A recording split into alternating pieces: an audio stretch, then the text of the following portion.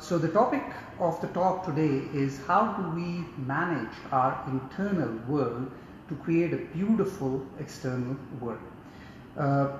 The world in which we are living is like there are two worlds that we live in. And one world is our outer world, the world that we see all around ourselves, which includes our family, our friends, people, workplace, and everything. And the second, more profound place where we live is inside our own self, inside our thoughts, inside our feelings, inside our emotions. And that world, science tells us that we live about 60% of the time into either the future or the past, which is like you're living within yourself, and about only 40% into the external world. Okay, so that's a very, very interesting phenomena. So all of us are spending a lot of time in our own mind and with our own thoughts. In schools, colleges, universities, even in our organizations where we are working, we learn so many different skills of communication, skills of leadership, skills of negotiations. We are taught different capabilities. Some people become experts in medicine, some people become experts in engineering, some people are experts in business, some are into literature. But there are very few people, I think if you actually go into neuroscience, that's where people learn a little bit more about how the brain works. But the knowledge of how you manage the internal world, the world inside you, is so critical, yet none of the schools or colleges teach us as a fundamental way. Like for example, I give you an example that we are taught that you need to learn to concentrate well, but no one teaches us how do I concentrate. They say, okay, concentrate on your food, concentrate on your work, build your concentration level, but no school, no college teaches us how do we concentrate. Our parents cannot help us with the concentration unless they themselves develop a high level of concentration. So it's really, really important to understand the internal mechanics, the way we ourselves work to create the beautiful world around ourselves. Okay. Interesting enough that we have, even when we buy a TV, we have a 100-page manual how to operate it. If we buy a camera, we have a manual to operate it. We buy a car, then there's a whole, the car seller first sits with you and explains to you how all the gadgetry in the car works. But we are never provided a manual of how our brain works or how our mind works and how we need to manage it in the best possible way to create a great world around ourselves, because the world is simply a manifestation of our thoughts and the way we think, and create the emotions that we have inside ourselves. So I'm going to share with you a few concepts first, and then I'll go into some ideas of how we can manage that. And now the stuff that I'm going to talk about is not something that is completely developed by me. No, I have been following some of the really, really great neuroscientists, some of the people who have done tens of 20 years of work in this particular field, and they are considered as gurus. I've taken the best from them, taken it from a lot of these monks who have been meditating for hours at end, and they have been doing that for 10-15 years. And some of those things I just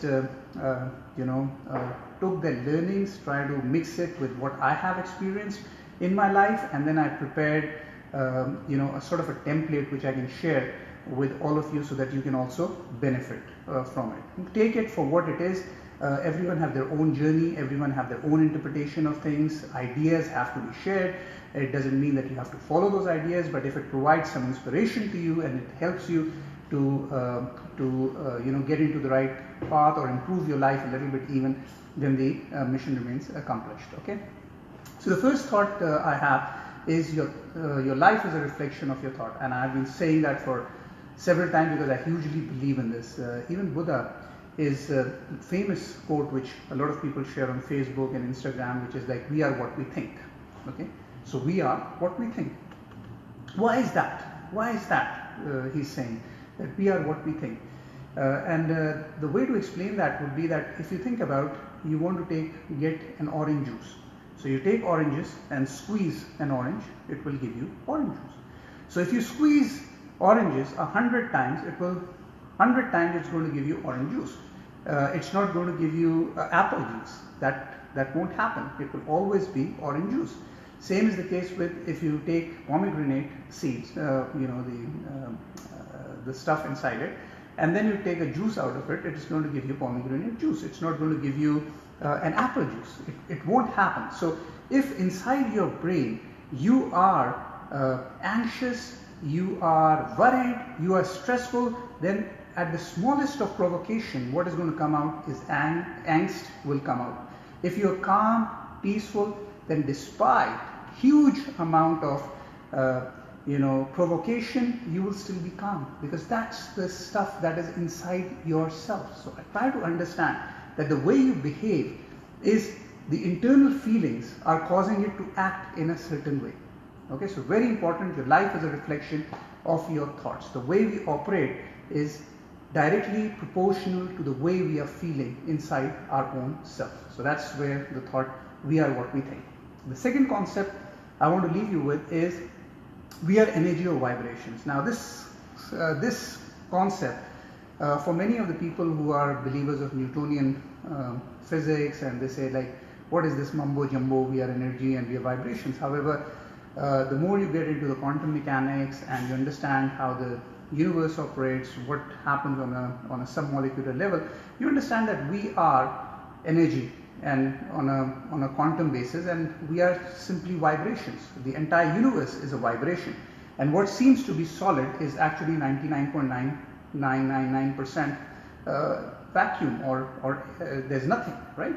So our energy and our vibrations are the ones that pull similar vibrations into our life. So when we feel good, when we are really operating at our peak, good things start to happen, and we say, how come that is taking place? Because we have a certain vibration, and that vibration is bringing more of that vibration into your life, and then you start feeling good. In most of our gurus, our family, our culture have been talking about, you should be cheerful, be happy, be happy. Happy doesn't mean you start jumping up and down. No, but being content. And the reason for that is that you create a certain level of vibration and energy. And that certain level of vibration and energy brings more of the good into your life. Okay, so when in organizations people talk about being in the zone, performance zone, what does it mean by performance zone? Performance zone means that you are so concentrated and focused on a particular element that you are able to find newer nuances, you understand new insights, and you are able to achieve more than other people would. And while you're working on it, you are zoned out. You are into it completely, and your mind and body is completely focused on it, and then you achieve breakthrough results. So that's the peak performance concept of peak performance, and that happens when your mind is focused. Again, okay, so it's all about the energy or the vibration that you have. So that would be the second concept I give. The third is be willing to get out of your old paradigms. I think this is one of the most difficult things to do, because our thoughts and our inner composition is simply based upon the learnings and the conditioning we have received at different stages of our life. So if you're born in a particular place, the paradigms that are coming from that place, we absorb them. Then there are certain other beliefs that come in as we go to schools, colleges, universities, and those things start to become form our overall personality and the attitude with which we progress. But the important thing is, if you find new facts, you find newer beliefs, then you should be willing to get hold of your old paradigms. For example, now if you look at the sun in the morning, it rises from one side, then it moves and goes to the other, right? And then if you look at that, you will say that the earth is stagnant and the sun is revolving around the earth. Or the same thing you can say about the moon. So that was the idea or the belief of the people at one point, was that earth is the center of the universe and the entire universe is circling around the earth. Till one guy, Cornucopius, he with the help of a telescope, he said that no, it is actually the sun and the earth is revolving around it. Now, If I ask any one of you who is on the webinar that is sun the center of the universe or is it the earth, you're going to say it's sun. Now, whereas your eyes and your senses are telling you that I don't see any motion. When I sit on a chair, I don't feel earth moving. Neither when I look at the sun, I see the sun moving, sun rising, then setting in a different direction. Same is the case for the moon. So how can it be that despite our senses telling us something, we believe something else? And this is the power I want to highlight here, that the belief is even more important than what our senses are telling us, because the senses then also start to see the same thing because what you believe. That is very, very important. And there was a story that left a deep impression on me also as I was going through the power of the beliefs. There was a lady, she was really scared of the dentist, really scared of the dentist. And she said that I will never ever go to a dentist. And it so happened that when she was at the age of 30 something, she had a major problem with her tooth, and it had to be extracted out. So because she was so worried, what they did was the dentist agreed that he would come to their home and then extract the teeth. And because she was so scared and she was a believing person, they called the priest as well to come in, so the priest could hold her hand and so she feels more comfortable with the exercise. When the doctor was extracting the tooth, she died. Okay, she died. And the heading that came in the newspaper next day was that 30 years of fear took her life. It was not because of the tooth that was extracted. It was the fear and the belief that something will happen when she has a extraction of the tooth, which caused her, fatality. So this is the power of beliefs. So we have to be careful of what we are believing in. Keep the good beliefs, because belief also give us the energy to do the things that we want in our life, and there's a big support, right? On the other side, the wrong beliefs can cause us a lot of issues. These are the paradigms, right? And if we are unable to achieve certain things, generally our belief system or our paradigms, the limiting paradigms, which are stopping us from achieving the things that we so desire. The fourth concept that I want to give you is the concept of cause and effect, right?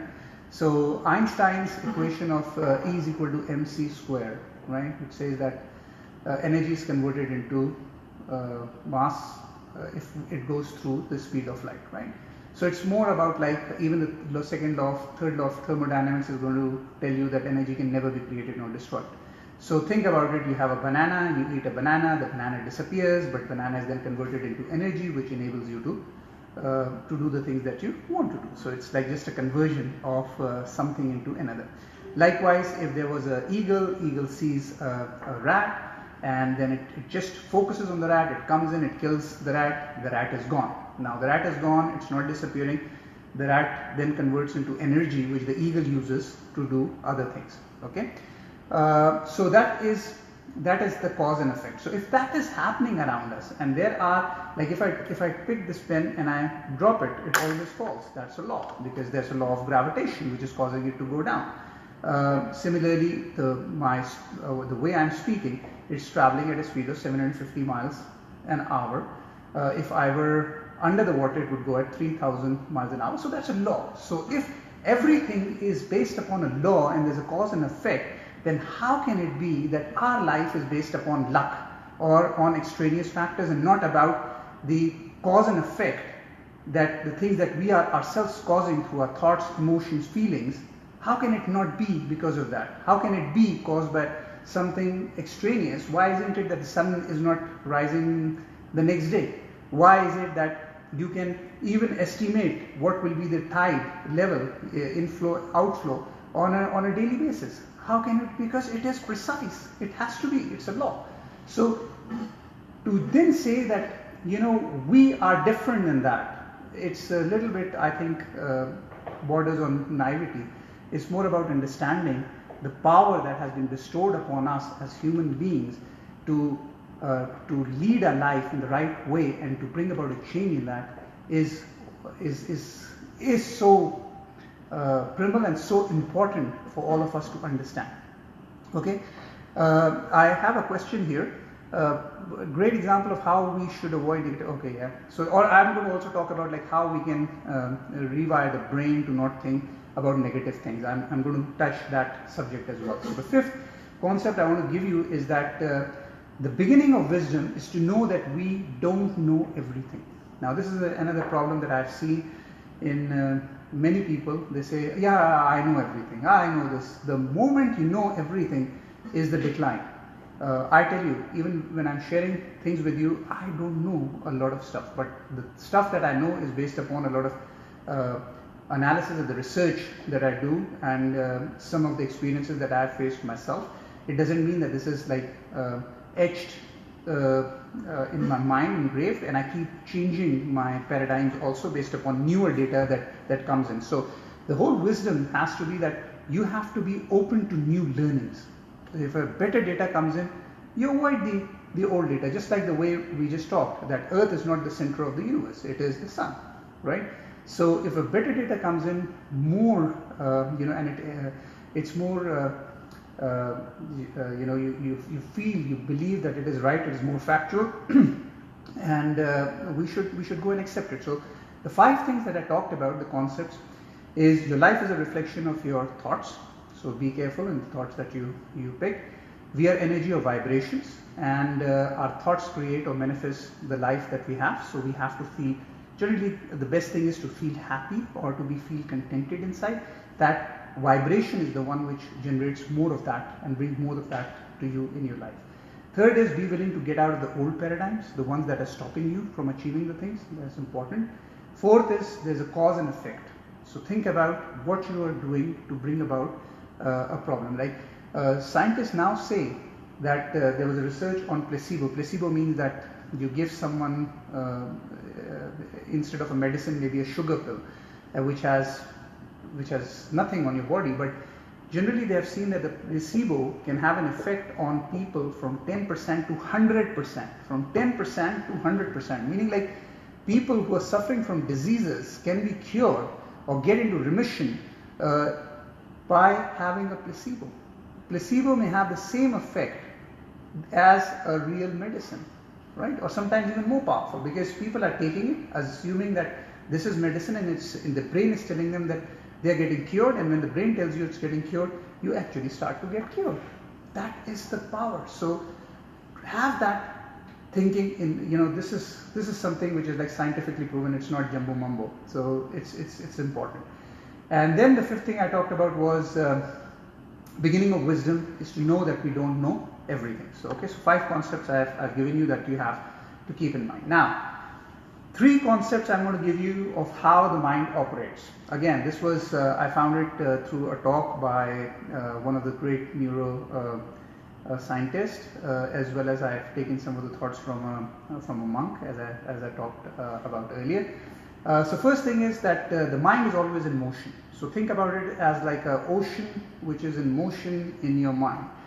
So the thoughts are coming into your mind all the time. Even if you sleep, the thoughts come in as a dream. When you're awake, you're doing whatever, there are thoughts are still going on into your mind. When you're working, it's coming into your mind.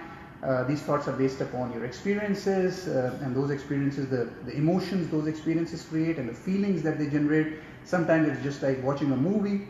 It generates some emotions. When you watch some people, the past experiences create certain emotions in your mind. So there are thoughts that are going on all the time. Even when you're working, you're doing something, you're listening, there is like mind is completely in motion. Okay, so that's the first concept. Now, the power of that is that unless the sea of motion is calm, you will have a major problem if it causes a turbulence. Imagine if you are a fisherman and you go out into the sea for fishing, and there was a huge storm in the sea or in the ocean. You will be first, trying to protect your ship from capsizing. Forget about getting a fish. So in the same way, if your mind or the consciousness that you have is completely in turmoil and it's causing all the emotional storms in your life, then how will you get to the things that you want? How can you focus the mind into something to get you to the destination that you so desire? It certainly would not work. So the idea is that how do you keep this flow of thoughts that are coming into your mind calm affect, so that then you use this sea of information, the sea of knowledge, the sea of consciousness to work in your favor to get you the things that you want in life. So that's one. Second is, mind is a trickster. It's the biggest trickster that it can ever come in. It's going to tell you everything. It can trick you into believing certain things. It will tell you things which are unnecessary. So if you think about it, like you're worried, like let's take an example of your first time are driving, and you know that you don't have a driver's license in a particular place, say for instance, and you're just applying for it, and then the mind says, oh, now what would happen if you have an accident? And then your mind, you get really worried. Then it tells you have an accident, then someone catches you, you will go behind the jail, this happens, this take you to the end, right? And you start to believe all the scenario as if that was actually happening. Same is the case. Why do people sell when the stock market start to go down? And most of the money is lost because people don't have the holding power, or they go in and sell at the wrong time. So what happens is that when the first time the stocks start to go down, you start to feel that, oh my God, what happens? It's like it's 5% down. I'm thinking that it might go to 10, 20, 30, 40. I'm going to lose all the money and I will have nothing left, and so on and so forth. And you go in and sell your stocks, say at 10% cheaper. Then you find out that the market actually went up, and you said that if I would have just stayed put and would have just taken a chill pill and relaxed and did not sell my stock, I would have been back to the same levels, or would have gained over time. Now that is what the mind is playing with you. There is information that is coming in, because there are people who are going for the bear market, some are saying about the bull market. You listen to them, you just go in and you start to react, and that is the problem. Reaction is the problem. Most of the relations are destroyed because of reaction. If we just take time to take a deep breath and just allow the frontal cortex, which is the logical part of the brain, to operate, we will not have a lot of issues in our life. But we just react.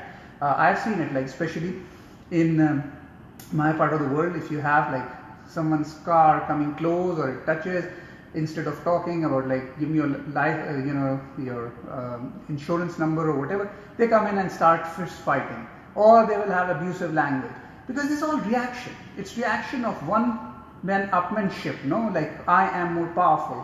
Why should I pay on the toll? Why should I do this? It's just like that type of a philosophy which is in the mind, and mind is playing, showing you that by doing this you become bigger than someone else. So it's all in the mind. It's like how and it's up to you to either react to it, or if you intellectual emancipation, in my view, would mean that you're getting to a level where you don't allow the mind to get you to react to situations. That would be the highest level, I think, and that's what is needed. All the meditation, all the work in that direction is to ensure that you don't react often, right? So the third thing about the mind is, mind tells us things needlessly. Okay, so there are some needless things which keep coming into our mind, which we need to avoid. Like for example, you are cooking food and you're trying a new recipe for the party that you have in the evening, and then your mind tells you that what would happen if the ingredients don't work in the right way? What would happen if like all the stuff gets out of the pan and it may destroy the living room even, or it may fall down. It can go like on a crazy level. It can talk about things like which would not even happen, but it's needless, and that's the chatter that takes place in the mind. And imagine this chatter taking place while you're working on an important project, or you're working on with an important person who means the world to you, and this chattering is avoiding you to focus on the relationship, or focus on the business, or focus on to the stuff that you want to do. So three concepts that I gave: mind is in motion with thoughts, mind is a trickster, and mind tells us things needlessly. Okay, so then if that is the case, then how do we avoid the negative thoughts?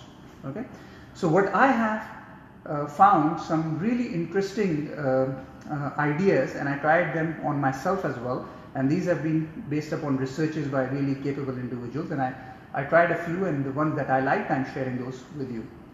So first is an awareness. is like you have to develop awareness about your own self, about your own thoughts. Many of the people are just floating with their life. They don't even know what type of thoughts are being affected. They believe that they are their thoughts in itself and they can do nothing about it. This is the way they have been born with. This is a genetic coding, which is not the case. You can certainly change it. That is what neuroplasticity will tell you, that you can create the neurons at any stage, neuron connections any time in your life. So it's the difference between a brain and a computer is that it's not hardwired. You can continue to change it, right? So the first thing would be to develop awareness. Then as soon as you get a negative thought, cut it. Don't allow it to go on. Just cut it and try to insert into it a positive thought. So for example, people who are in sales, a thought comes in that I will not be able to sell anything today. They should just intersect and say, no, this is recognize it, that this is a negative thought, label it, that this is a negative thought, and you say, I am going to sell a lot today. And then you try, and with all your best intention, with all your energy, to go in and make a sale. Okay, so that would be an idea. Another one would be you cease to react. Reaction is the biggest problem in today's world, I tell you. And personally, I can say this because I myself reacted a lot in many situations, and it did not help.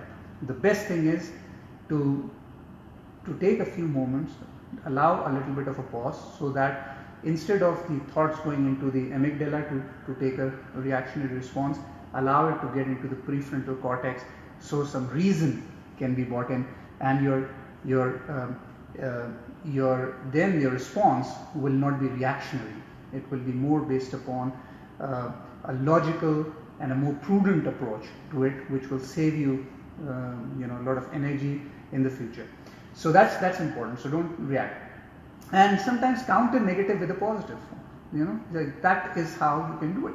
So for when people say that no, it cannot be, it's difficult, is simply because one, a lot of us don't know what is happening inside us. So if we don't know what is happening inside us, then how can we correct that thing? So first is, if we develop the awareness, if we study about this, to know, just like if you're given a remote control for the first time, say you were born in a village and you had never seen a television, and someone shows you a television, you'll say, wow, what is it, right? This is amazing. This is a miracle. This is something which is like I don't know what it is. Same is the case like for us. Today we don't have like people, how should I say, being beamed just like in Star Trek. But if someone from the future comes in and beams us, we will say, oh my God, what is this? So that is the type of thing. It's like the same type of knowledge. So that's why we have the remotes and we have the manuals to do it. So we have to learn about how our brain operates. And once we know this, we will be able to operate our own life in the best possible way. So with that, I want to come up with another very important few points, which is like, how do you get rid of your energy leeches or drainers? Okay, so that is like all of us have those, and how do we get rid of those? So the first one is there are individuals, there are people who are, and I've always defined it as like zappers and sappers. Zappers are people who give us a huge amount of energy. After meeting them, you feel that you're the best thing after discovery of sliced bread. Sappers are people whom you meet and you feel that, why was I even born? Because what is the purpose of living? It's like really nonsense. So with those individuals, how do you deal with them? Because some of them you cannot avoid. Could be your boss, could be someone important in your family. It can be anyone, like a sapper or people who are energy drainers. The thing is to not to engage them into conversation for long, but be kind and stay calm when you're dealing with them. That's very important. So say for instance you find someone whom you feel that is an energy leech or a drainer. You meet that person, you just say hello, and you don't have to ask them how are you, because you don't want to listen to their stories. You can just talk something like, it's a great day, which is a fact. It is a great day. If it's like, if you're into Dubai, yeah, every day is a sunny day, so it's a great day. So you can talk something about more factual, and you don't have to say, how are things, let's meet. No, you don't have to meet. You say, okay, have a good day. Try to have a nice conversation, but you don't have to get into an engagement which gets you into a debate or a discussion where they again drain out your energy. So you have to preserve the energy that you have. So this is a very good learning that I also got, because most of the time there are certain pleasantries, the way we share. We meet anyone, we say, how are you? And then the people will tell you that I am good or I am not good, life is not creating. And they say, what happened? And then you try to get their negative energies onto yourself. Ask the question genuinely. If you really want to know about someone, then ask. Otherwise, focus on the things which are more factual and move out of it. So that would be the first. The second is our thoughts. Yeah. So if you have, I've talked about it, like if you have the negative thoughts, they are drainers. They really drain your energy. You can try them. Try sitting and start thinking about something negative, and you'll feel really, really bad inside. You'll feel like your energy is going down. And that is, so you have to replace those thoughts with positive thoughts. You have to replace those thoughts with something which is more constructive. So that would be the second. The third one is emotional baggage. The emotional baggage remains in your mind, and it can cause you a lot of problem. A lot of people have that this person caused me grievance. Now this is going inside you, and it can lead to causing you disease. It can cause you a lot of problem. And people say that how come this person who was exercising so much, who was always waking up early, who was practicing laughter, has a disease? Yeah, it's like it's having a disease because these people are also resentful. These people have resentment inside them, which is like toxic things in the body, who are like saying that these people have not been kind to me, this is the problem of the past, or my parents have not been good, or whatever that can be, or my boss has been unjust to me. And those things are toxic. So what you have to do is, the simple thing it would be that you think about, write those things down which causes you resentment, the instances, the situations, the people whose thought, when it comes to your mind, causes you resentment, it gives you a bad feeling. Write it down and maybe burn the paper then. You may have to do it a couple of times, but once you do that, you feel relieved. So I also think that the other thing too is sometimes to forgive yourself. We all must have done something wrong sometime, or would have hurt someone somewhere during the journey of our life. So sometimes we have to also forgive ourselves. We are humans. We are not angels. So we make mistakes, and personally I make a lot of mistakes. So I always ask forgiveness from people, because this is that's the best thing. And also forgive yourself. Sometimes say, listen, I am human. I forgive myself for the some deeds that I may have done, right? And the best way is to ask forgiveness of others, because that's the best way in this, to bring a closure to a particular thing which is bothering you a lot. So try doing that. Emotional baggage is one of the biggest reason why a lot of the diseases, a lot of the problems happen. Like I also watched a video which was circulating on WhatsApp and also on Facebook, was about a villa in India where people would go when they were about to die. So in that villa you can only stay for 7 days. So when people know that they are about to die, they go over there and they would spend the last 7 days. So the person who was taking care of that particular villa, when he was interviewed, he talked that one of the biggest learnings, or the things that were talked by people, or grievance of the people, was that they had certain level of resentment. They wanted to go to the people and to the brother to tell him that, I love you, and it was just like a small thing which kept me away from you. I want to say sorry to you. Or it was like, I shouldn't have done what I have done in the past. They wanted forgiveness. They wanted a closure to the issues that they had, or they just wanted to be with the people whom they loved so much. But because of this mind, which created barriers, and they made it like wrong, being the trickster it is, it brought needless thoughts which created a crevasse between the relationships, and that was the biggest learning coming out of it. So we have to change that, this emotional baggage. Go to the people whom you love, tell them you love them. It's like very simple. Because that's the purpose of life. If something has been bothering you, you have done something wrong, just forget, move on in life. I try to do this. Like a lot of people tell me that how you remain so cheerful most of the time. I don't say all, most of the time. is because I have this habit. I don't allow, especially if someone has caused me grievance, I don't keep their thoughts much in my life, because I don't allow people's bad deeds or actions to affect my kidneys, livers, and my lungs. I would not allow them. Why should I? Because then first they have caused me a grievance, and then on top I myself cause a bigger grievance onto my own self. Why should I do that? You just block those thoughts, block those people out of your life. And if these are people important, you need to then go to them and talk with them, like why is it that they are saying. And most of the time you'll understand that it is just the spur of the moment. They said something which they did not mean it, and you mean the world to them. So try to have that in your life. Life becomes like really worth living, and it becomes more fun. The fourth energy leech, or leech is, what leech is? There's a small insect type of animal which if it comes onto your body, it sucks out the blood. So call it a vampire, or call it a leech, or a drainer. So the fourth energy drainer is fear. I tell you, I have seen it myself, and I've seen so many people, how fear can affect their life so strongly. It's unbelievable. And the fears that have been incorporated into the mind since our childhood are they remain with us for very, very long, and it requires more of an effort to overcome those. Like I give you an example. My grandmother was from India. She had migrated to Pakistan, and she believed a lot into ghosts and like these type of stuff.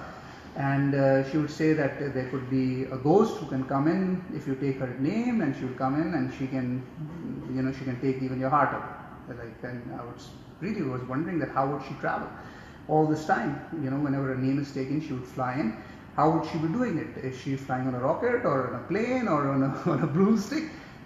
But the point was that my mind would keep thinking about it, and what a waste of energy to be putting into something which doesn't even exist in life. That is the problem. And those fears then remain into your mind and keep coming up when you're alone. I remember that even during my days of when I was in Hong Kong, and for the first time I was living alone way back in 1991, sometimes it would get really, really quiet, and it would be quiet to an extent where a plastic bottle even just clicks, you can hear it, right?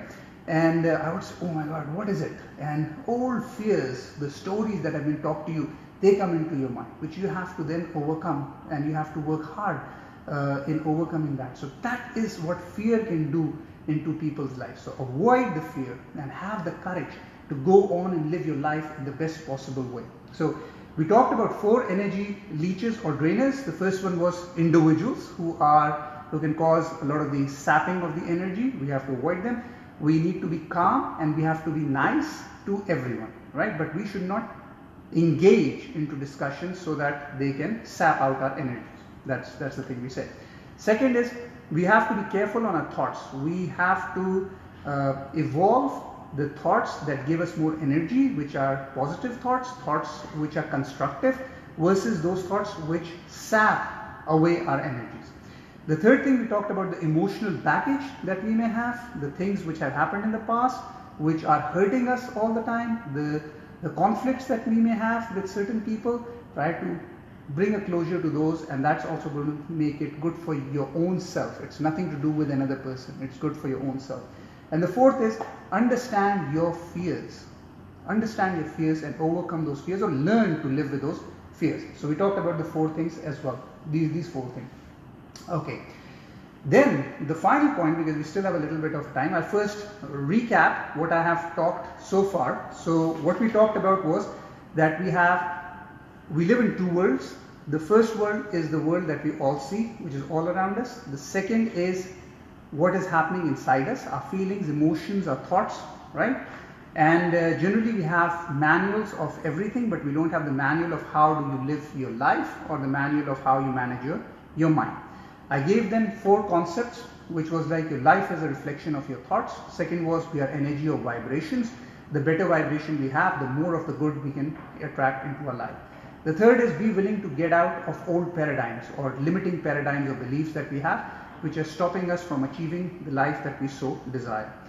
The fourth is there is a cause and effect, right, to everything. And we, just like there is a law of gravity, the law by which the sound travels is also like there's a cause. The effect on our life is of the cause that is caused by our own emotions, feelings, thoughts and actions, right?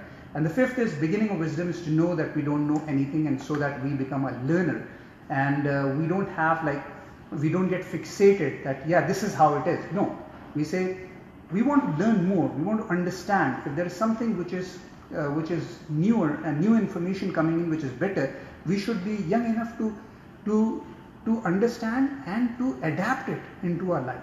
We should not be arrogant and adamant. That's where the learning stops, and that's where people also grow old. Okay, so that was the fifth concept.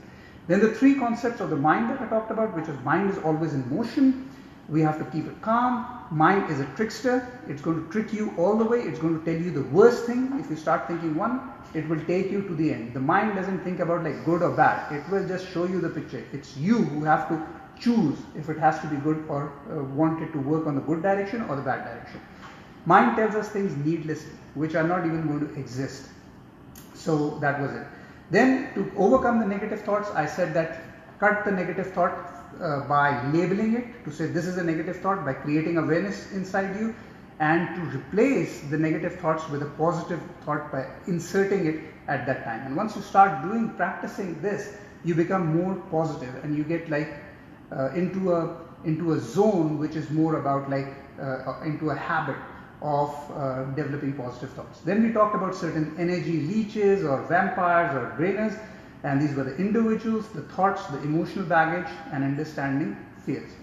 Now, the final thing that I want to talk about is how do we get do meditation or concentration. So in terms of the mind, like and this is like what I'm going to say is not something that I have created. This was what I heard from a monk, and it's a beautiful, beautiful description. I loved it so much that I'm sharing it with you.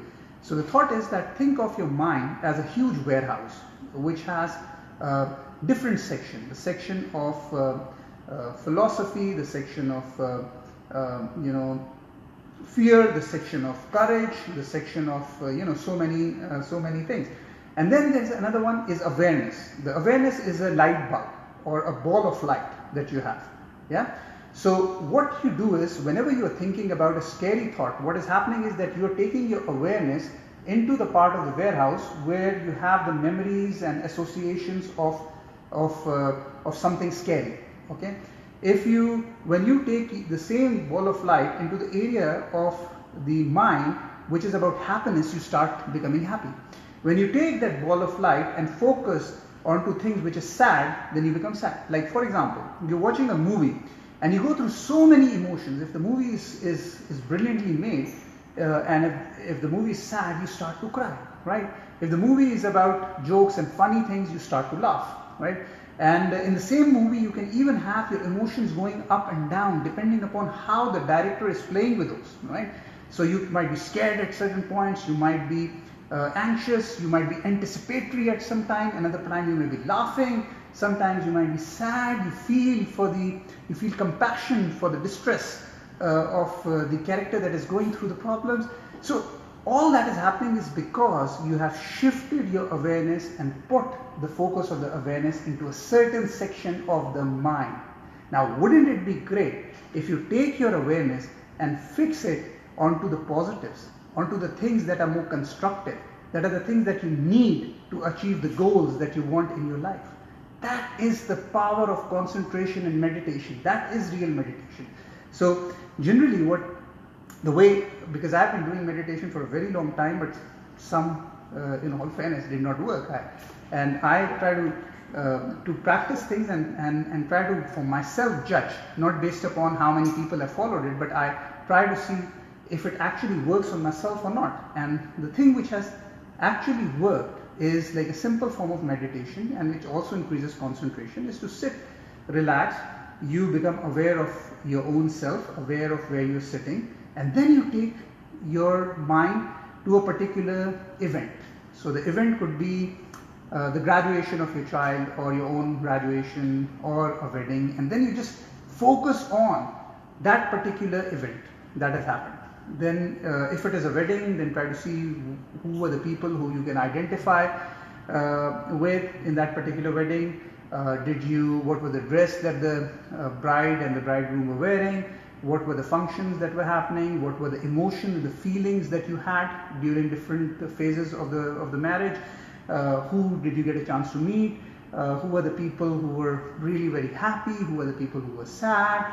And try to have like as much focus on that event as possible, as if all the other thoughts will just vanish and everything will be focused, and that builds concentration. That also gets you more disciplined. Then you can move your focus and say, now I want to think about another event, like when I spent the time on a lake in Geneva. Okay, so then you start focusing just on that particular event. And I tell you, most of the things that we remember, you will be surprised, is more about like the photos or the videos that you have seen of that particular event. That comes in first into your mind because you have reinstated them by watching it several times. But if you go into more details, more focus onto those elements, it increases your quality of concentration, and also it builds awareness, so that when you're doing your work, you're not only looking at that, but you're looking at a lot of elements at the same time. So it's your perception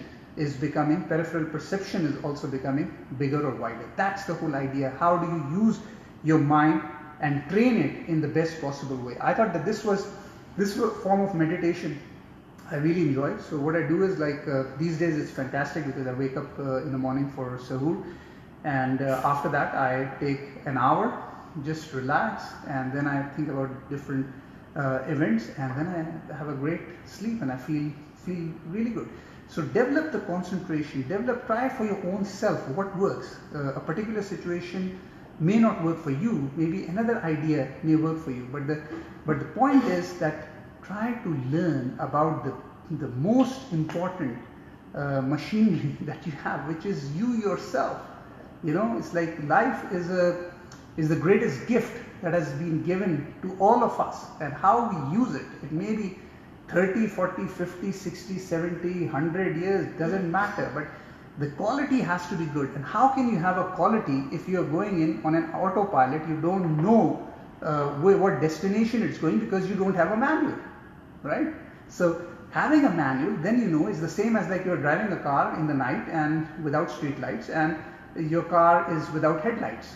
Then you can still reach your destination, but the chances of reaching is less. Or you want to go to a place which but you don't know how to get there. You may still get by trial and error, by looking at some signpost, but if you have a GPS, you have a much better chance of reaching the destination and without failing. And that's the whole idea. If you know how to manage your inner self, your emotions, your feelings, your thoughts, then you are a powerful individual. You know how to then manage the outside world, because your outside world is simply a manifestation of what is happening inside you. So that is what I would say, and this is what I wanted to share with you. Next week I am going to take this to the next level, which is like I'm going to talk about something which a lot of people have asked me about, is this whole concept of live young. Okay, so how can you live in a youthful way all your life, right? Because that has to do again with your mind. It is to do less with I believe is just part of aging, but it is like you can bring into remission the age also. You can go, you can go in the other direction. You can become younger, but that has to do with a lot of like how do you use your brain, how do you diet, how do you exercise, and how do you keep your mind young and learning all the time. So I'm going to talk about that in the next session, and that is something which I've been working on for quite some time, and I try to practice that. So I have a question here. Someone has said, have you written any book? Yeah, I have written 3 books. You can get them on my website.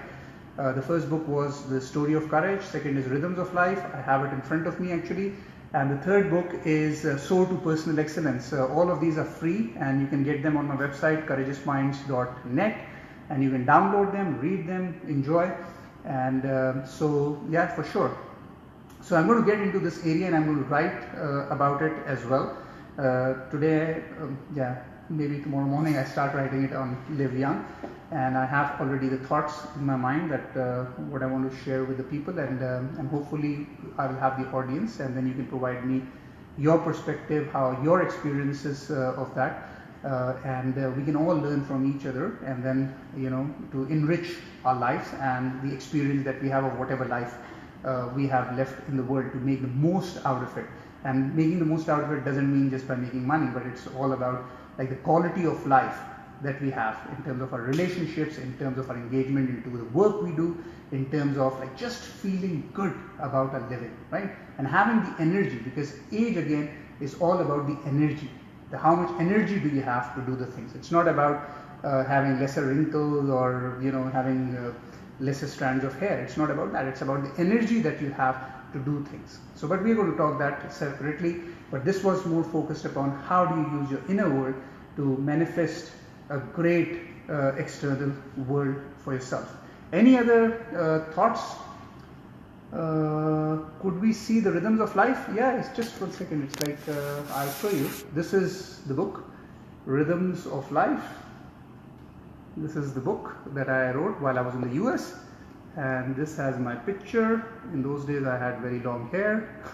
So you all go through all these phases of life, long hair, short hair, all these things. So that is Rhythms of Life. It's again available. This was the hard cover. Any other thought that you people have? Anyone? I see some amazing individuals who I have been inspired by throughout my life on the webinar as well. Hi to all of them, and thank you for all your inspirations at different stages of my life. Any other final thoughts or suggestions for anyone? No? So okay, if you don't have them, then I want to thank you all for tuning in.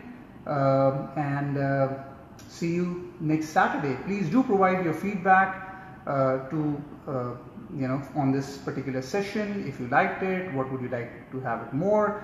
Was I clear in my thoughts or not? And that would be very, very useful for me.